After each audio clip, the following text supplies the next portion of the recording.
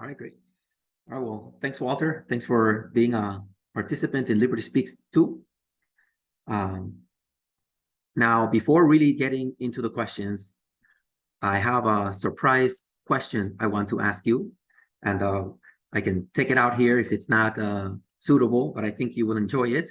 I have this wonderful picture of you.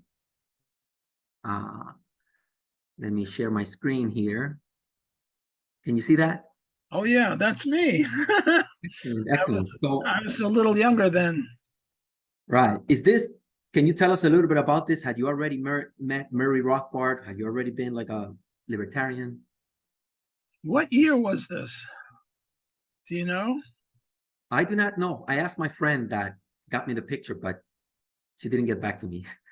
I believe this was shared by Jeff Dice not too long ago on his Facebook. Yeah, well, that's me when I had hair. I don't have much anymore. I would imagine this is 70, maybe 1970. I met Murray in 1966. So if I'm correct, I had known Murray for 4 years, maybe 3 years. I'm not sure exactly when this picture was taken, but I remember that car. That used to be my car, and I had it in the late 60s and maybe early 70s. Okay, awesome. And so if you had already met Murray, and I'm sure this was at the time, whereas Murray says maybe like the whole libertarian world could fit in his apartment. And so 3 years after meeting Murray, you must have already learned so much, you know.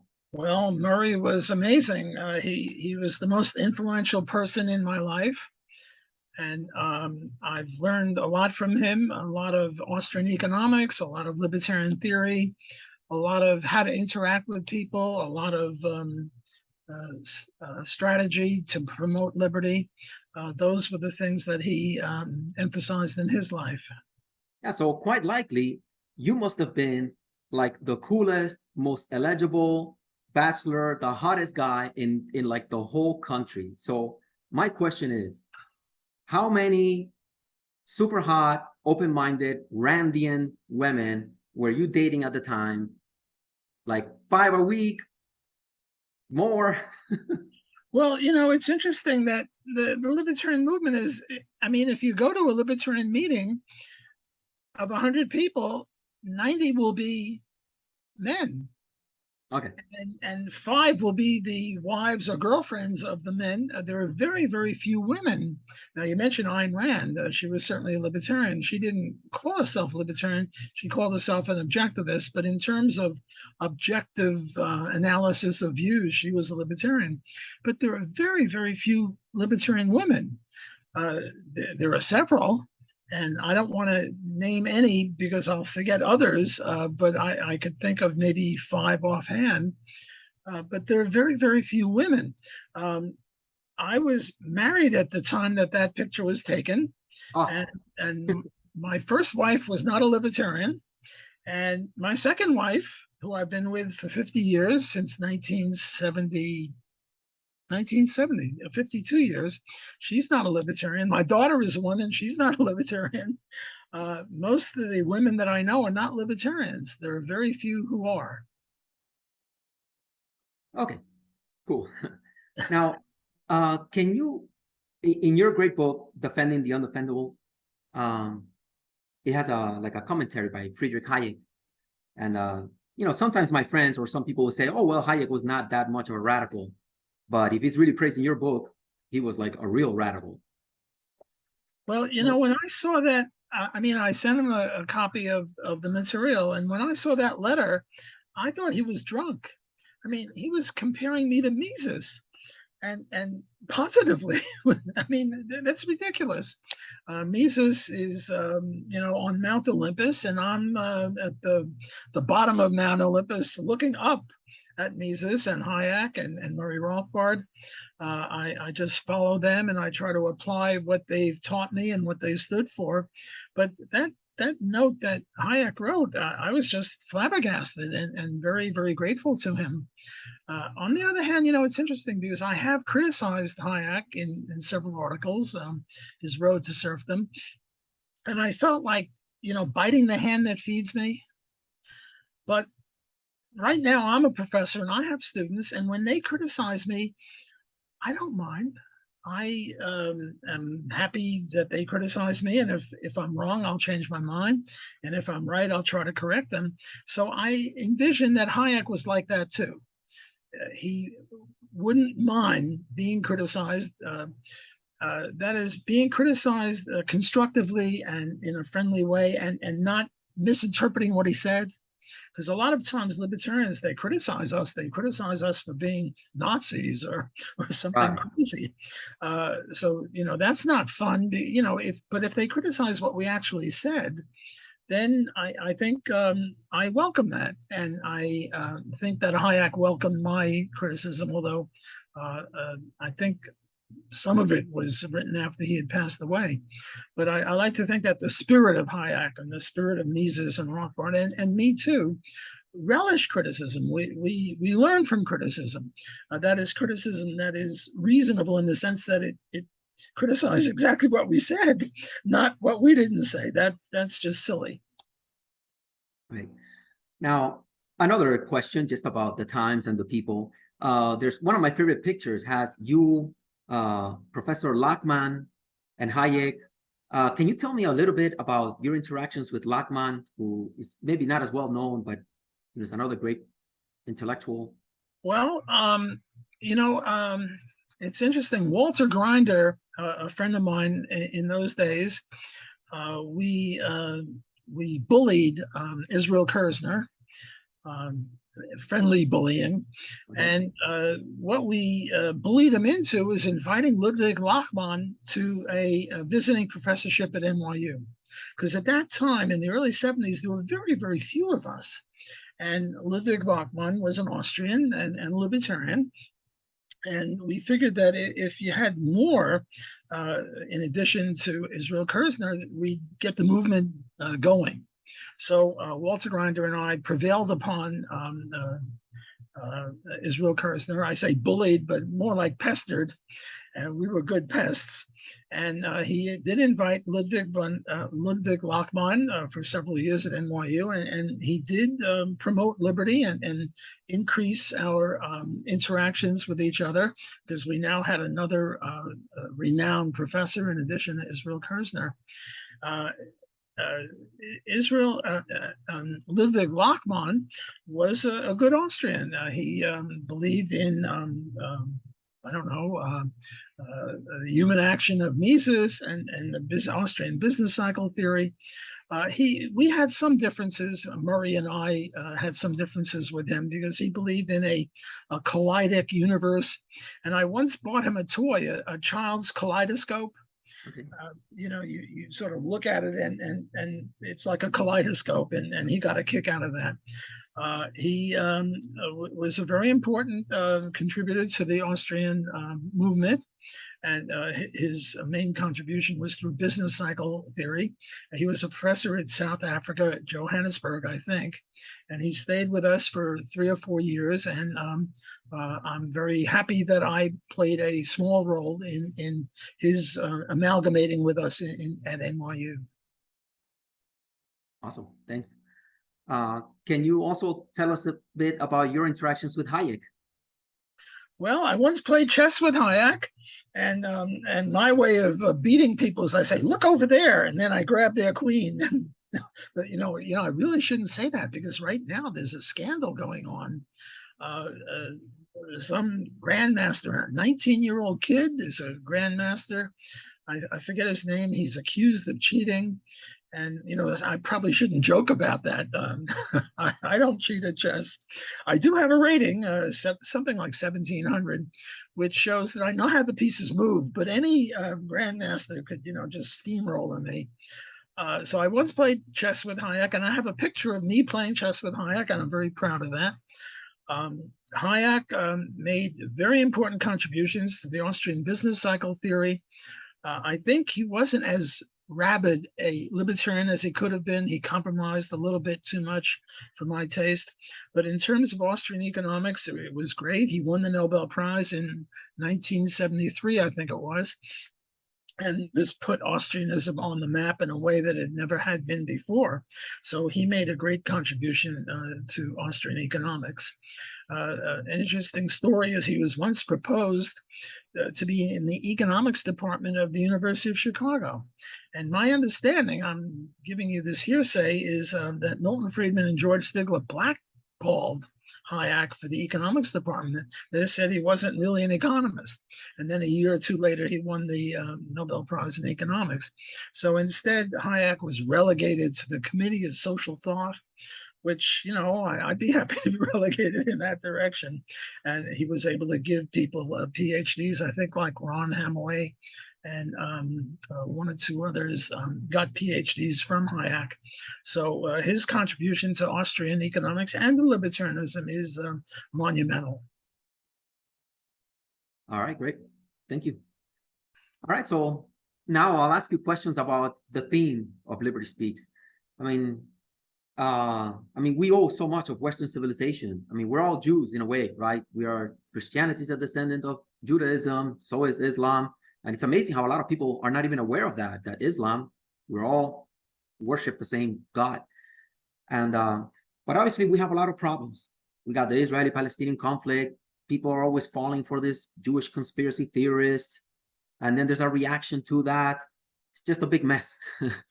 And, you know, we, the intellectual descendants of Mises and these people, at least we understand sort of like how the economy works. And, you know, the great Austrians have written so much about how culture evolves and so on.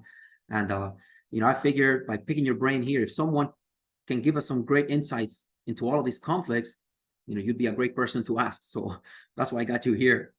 So the first thing I'd like to ask you, just generally speaking, why do you think there has and continues to be so much conflict between Jews and Gentiles? So take it away. Well, I can only speculate. My expertise, to the degree I have any, is in Austrian economics and libertarian theory, not history. And this is a question of history. So I wouldn't say an ignoramus, but at least I don't put myself off as an expert. My opinion as to why a lot of people hate the Jews, especially Christians, is because we were supposed to have killed Christ. And Christ is God or the Son of God, and we killed him. Well, you know, that's not good. That's not kosher. We shouldn't have killed them. I don't think we actually did. I think it was the Romans. But the claim is that the Jews were in hand in glove with the Romans, which I find hard to believe because the Romans were slaughtering Jews, like at Masada, where I think 600 Jews committed suicide after losing battles to the Romans. So I think it's unjustified to hate Jews for killing Christ. But even if we did, which we didn't, you can't visit the sins of the fathers on the children. I mean, if my father killed your father, God forbid, you shouldn't have anything against me because I didn't do it.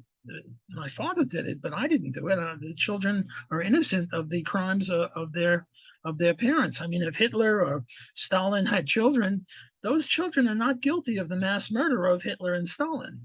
So I think it's improper to blame present-day Jews for crimes supposedly committed 2,000 years ago. I don't think it happened, but even if it happened, arguendo, I still think that present-day Jews are innocent of that crime. And I think a lot of the animosity comes from that. Okay. Another question? Let me just add, while we're speaking about Judaism, I was bar mitzvahed. I'm a Jew. My parents were Jewish. If the next Hitler comes around and wants to get Jews, I'll be on the list. However, I'm not a practicing Jew. I'm an atheist. I don't believe in God. But, you know, it's interesting. I am sort of a pro-religious atheist. Why am I a pro-religious atheist? Because the enemy of my enemy is my friend. And I asked, well, who is my main enemy? Communism. And how did communism treat religion? Not too well, very, very badly. So I have to support religion because the communists were against religion. So I sort of favor religion, even though I don't believe in it myself. And as I said, I am Jewish biologically uh, and culturally, but not philosophically. All right. So, following on the same theme, so many people see socialism as some kind of Jewish plot, especially since socialism's most famous intellectual, Karl Marx, was Jewish. Do you think that Jews were overtly represented in socialist communist movements, as many claim? And if so, why do you think that might have ended up being the case? And why do you think that this myth of Jews deliberately inventing socialism kind of persists? So that's like three questions. Well, I think the myth is true. I don't think it's a myth. I think that Jews are disproportionately socialists. I mean, I can name Jews that were not.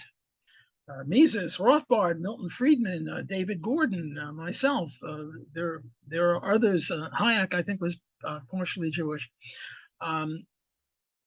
So I think that this indictment or this claim against Jews is true.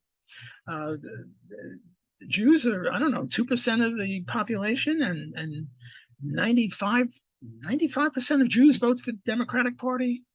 When socialism started, when communism started in 1917 in Russia, a wildly disproportionate number of the leaders were Jewish. God help us, or God forbid. I mean, Milton Friedman once said that the Jews owe more to capitalism than any other group owes to capitalism, and yet they are very much suspicious of and opposing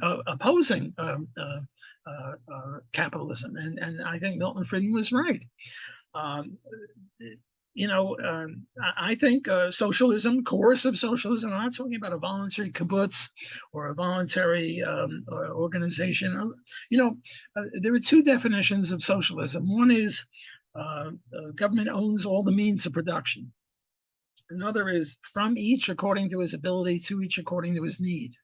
Well, there's nothing wrong per se with from each according to his ability, to each according to his need, provided it's done on a voluntary basis, like the commune, the kibbutz, the average family. The 3-year-old girl does not eat in accordance with her ability; she eats in accordance with her need. So there's nothing wrong with voluntary socialism, but we're not talking about voluntary socialism, although Jews were instrumental in promoting that as well. We're talking about coercive socialism that killed millions of people. And, I don't think Jews are guilty of killing Christ, but I think Jews are guilty of being socialists. And socialism kills, and socialism is an abomination. And yet Jews are heavily involved in that. They're labor union leaders. They're leaders of socialism, the socialist parties in every country. So I'm not really a big fan of my co-religionists, Jews, because they are guilty of ruining lives and ruining the economy. It's really horrible. Now, why should it be is a different question. And this is a toughie. Why should it be? Part of the reason might be because Jews were forbidden to enter into many other occupations, and they were only allowed into finance and money lending and things like that. And they got a bad reputation for that, and maybe they reacted to that by becoming socialists. I'm not sure about that. I'm just speculating as to why it is. And, another point that I'd like to make is that Jews have, especially Ashkenazi Jews, not so much Sephardic Jews, but Ashkenazi Jews have higher IQs than I think any other group, including Orientals or Christians or just anyone. So we're really smart. Well, if we're so smart, how can we be socialists? Well, the only way we can be socialists and smart is to be evil. And yet I don't think Jews are particularly evil. I think that they're just stupid when it comes to political economy. And yet they're very smart. I mean, physicists and chemists and mathematicians and Einstein and Freud, leaders of various intellectual movements. You mentioned Karl Marx. And yet we are stupid when it comes to economics. We support a vicious, depraved, inefficient system, socialism or communism, and it's a disgrace. And I don't know. I don't think I should apologize for it because, well, at one time, a little history of myself. I went to high school with Bernie Sanders. We overlapped for 4 years at Madison High School and 1 year in Brooklyn College, and my views were roughly the same as his. I was a socialist. Why was I a socialist? Well, it was sort of in the atmosphere. I lived in Brooklyn, and everyone was a socialist, and I didn't really care much about it. I was interested more in girls and in sports, but if you'd asked my views, they were roughly the same as Bernie Sanders's. Happily, I met Ayn Rand, who converted me. Her and Nathaniel Branden converted me out of my socialist state. But so I was guilty. Not that I did much when I was a kid in high school, but I was guilty. And how did I get it? I got it from the air, from the culture. I mean, everyone else was, and I wasn't smart enough to doubt people who were, my parents, my uncles, people like that. But happily, thank God, so to speak, I met Ayn Rand and Nathaniel Branden and later Murray Rothbard, and they converted me out of this. But a lot of Jews were not converted out of that. I mean, just look at, who's voting for the Democrat or the Republican Party, and virtually all Jews vote for the Democratic Party. And in countries where socialists are on the ticket, they vote socialist. So I'm ashamed of my fellow co-religionists for being such pinko commie socialists. Yeah. All right. Well, similarly, and I think you already touched upon it a little bit. So many people see capitalism as some kind of Jewish plot. Why do you think this myth? Well, you can't blame us for both. We're socialists. We have a socialist plot. We're promoting socialism. We're not really promoting capitalism, except for Murray Rothbard and Ludwig von Mises and Milton Friedman and a few other Jewish intellectuals who are promoting capitalism. But there are very few of us. Most intellectuals and most non-intellectuals, or just most Jews, are socialists. So I think it's a false criticism to blame us for capitalism. Isn't it enough that we're blamed for socialism? I think that's enough on our plate. I think I'm now defending Jews. We are not guilty of promoting capitalism, except for a few people like me and people that I look to up to as leaders. All right. Now, in your new book, The Classical Liberal Case for Israel, it has a commentary by former Israeli Prime Minister Benjamin Netanyahu.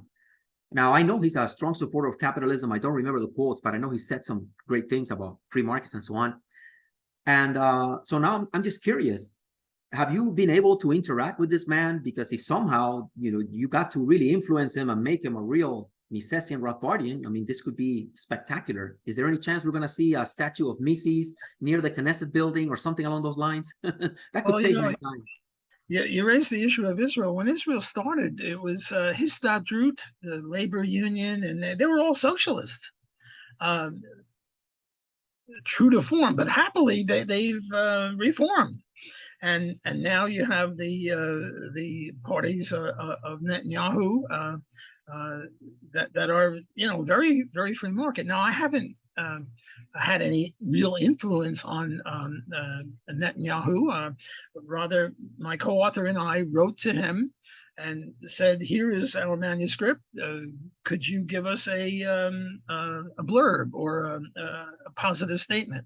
And by the way, one of the chapters in that book is on Netanyahu and his very important contributions to Israel and to freedom and to free enterprise, which are the same thing. I mean, free enterprise and freedom and justice are all the same thing.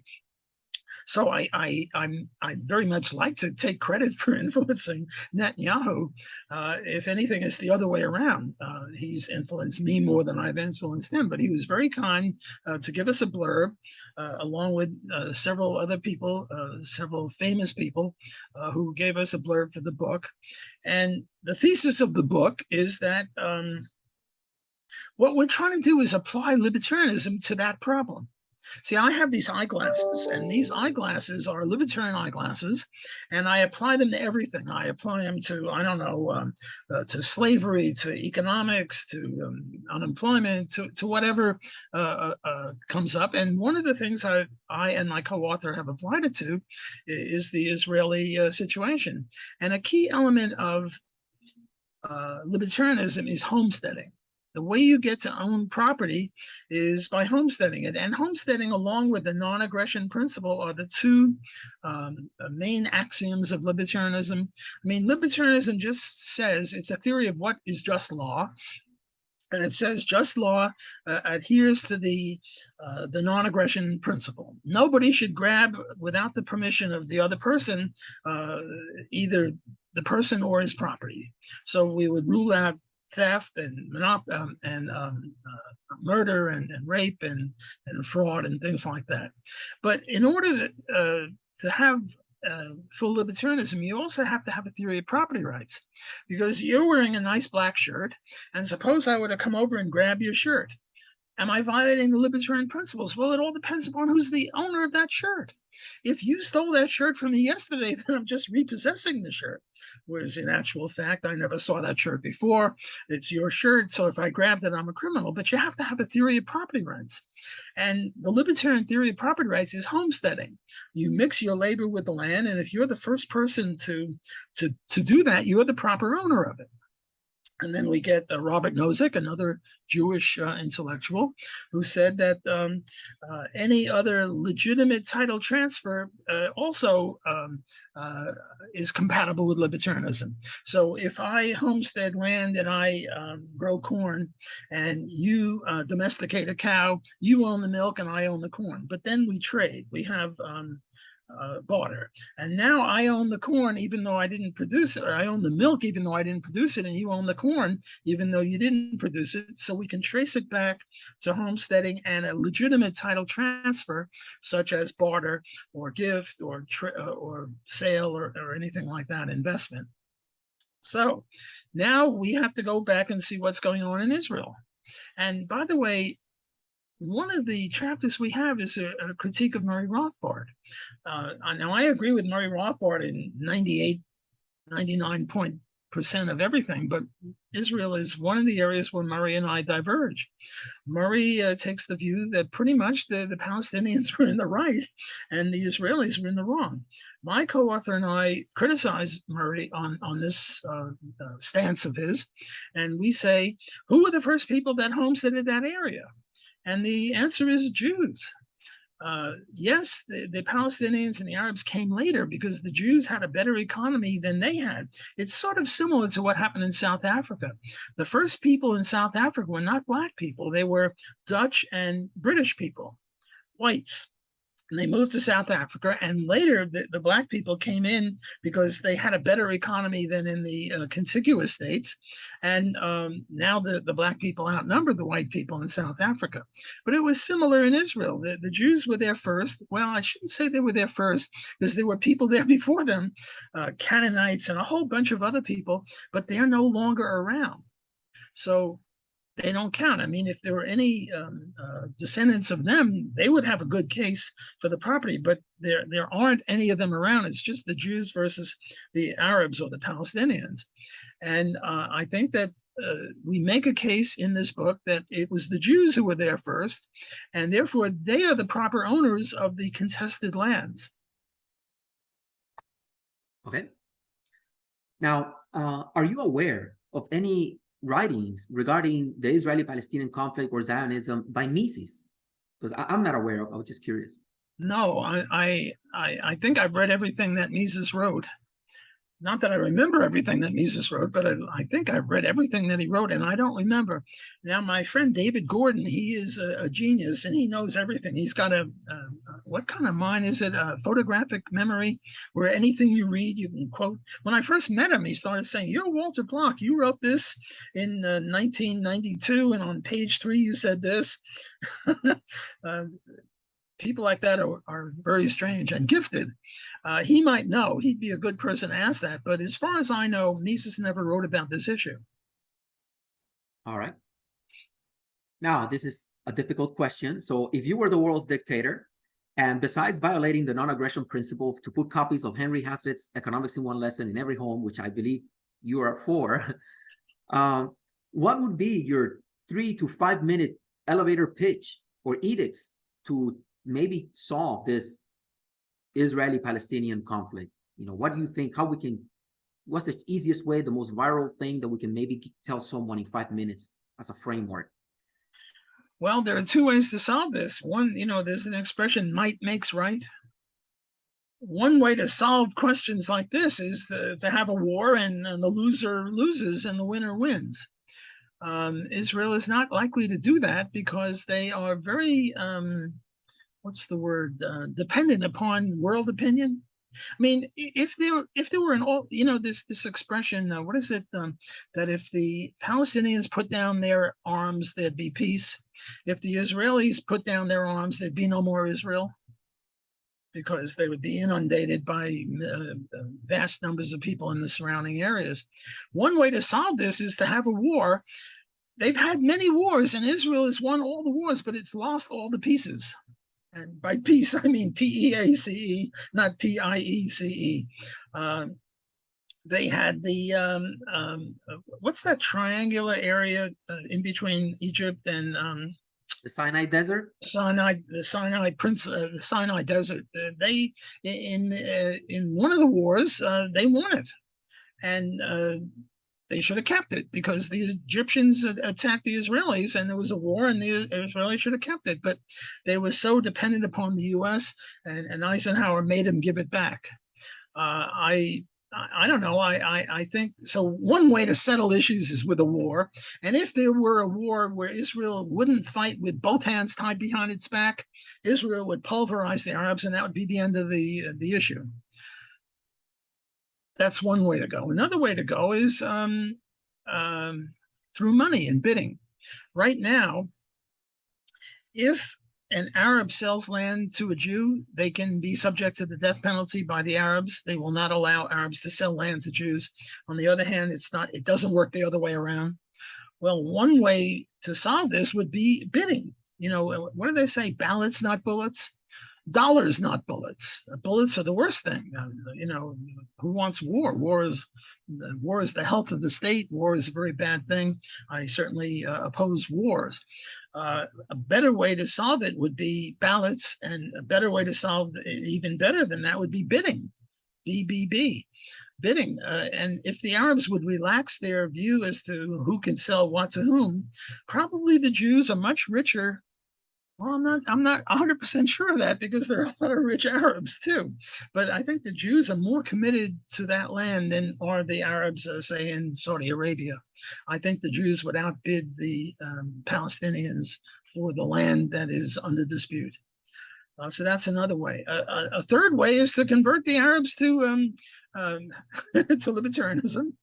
And now that the Arabs and the Palestinians are libertarians and they read our book, they will say, aha, we didn't realize that we are not really the proper owners of the land. And we'll stop fighting over it. Now, I don't think that any of these ways are going to, as a matter of reality, will there be a war? Probably there will be another war, and probably Israel will lose the peace after that war. Will the Arabs agree to allow them to sell land to Jews? I very much doubt it. So that's not going to win. Nor will the Arabs be converted to libertarianism. So I don't think any of these ways are going to work. I predict. I mean, there are two issues. One is, what do they call it in economics? Positive economics, and the other is normative economics. There are two issues. What will occur? What's my prediction? And what do I think should occur? What I think should occur is that the Arabs should give up their illicit claims to the land under dispute. But what I think will occur will be more of the same for the next 10, 20, 30 years. We're going to just have, every once in a while, there'll be another tunnel or there'll be another rocket. And my advice, if I could be so bold, is to give advice to the Israeli government. Every time a rocket comes in from into Israel, 10 rockets or 100 rockets should go the other way around. Instead, what Israel does, I mean, they put their rocket launchers in the middle of a school or in the middle of a hospital. And then the Jews give the first bombing is with leaflets saying, get out of here, otherwise we're going to kill you with bombs. Well, I don't think Israel should be so nice. I think that if rocket ships go in this direction, more rockets should go in the other direction, and then the rockets will stop. I mean, imagine what would happen if Canada started bombing the U.S. they would do it once and that would be it. There'd be no more Canada. Or if Mexico started bombing Louisiana, the whole thing is silly. And yet that's what happens over and over and over again. So I think that the Israeli government should be a little tougher, a little firmer in their reaction to these depredations. Well, I like whatever happens, I like the idea of turning the Palestinians into libertarians. I say we get a bunch of, we need a Mises Institute in Palestine. I mean, you know, in the West Bank, in all these places, we need a Mises Institute in every street corner, in every neighborhood where it's a Arab or Israeli. And I think if we can do that, then, you know, a peace will be a lot better. But of course, this is pie in the sky. I mean, we're having enough trouble converting Jews into free enterprise. It's going to be even harder, I think, to convert Arabs into free enterprise and libertarianism. But it's a nice speculation, I think. Yeah. All right, well, that's it, Walter. You know, thanks a lot for answering these questions, and I'll trim this up, and I'm glad you get to be a participant in our Liberty Speaks 2 event. Well, thanks for having me on your show, and do send me the tape or the URL for it. And it's been very enjoyable, and I enjoyed meeting you, and I'm going to keep my mitts off your shirt. I'm not going to grab your shirt. Okay, great, thanks. All right, bye. Bye.